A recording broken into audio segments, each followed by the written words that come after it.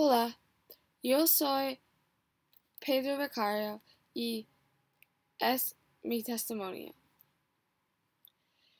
En mi opinión, es ridículo que la gente piense que yo maté a Santiago Nazar. No es posible. Si yo quería matar a Santiago, porque desenterró a mi hermana, pero este es solamente algo que digas, no es algo que hagas actualmente.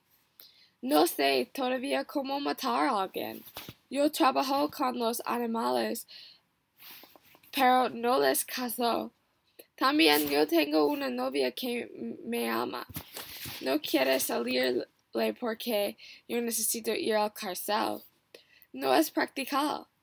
Sí, es verdad que no me gusta Santiago, porque era un hombre sin honor, pero no quería arriesgar mi vida y familia con mi novia para un hombre de garbaje.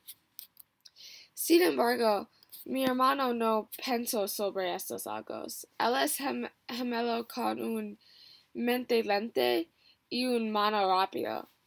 En el principio, yo era el primer gemelo con la idea de matar a Santiago y yo decidí el plan, pero no era serio. Sin embargo, Pablo no entiendo.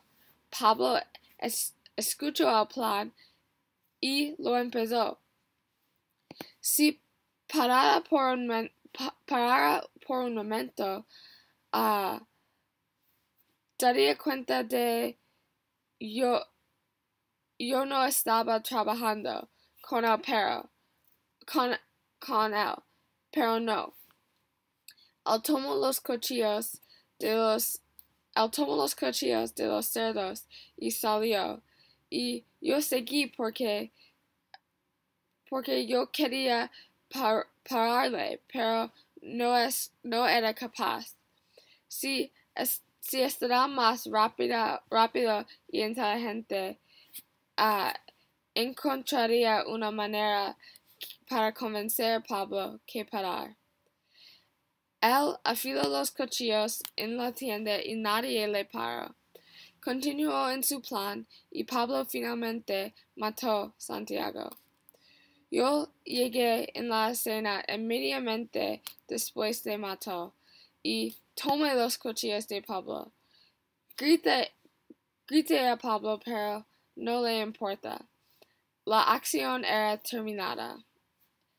Cuando yo gritaba a Pablo, yo empecé a llorar porque yo supe que Pablo hizo un error grande y era culpable del crimen peor.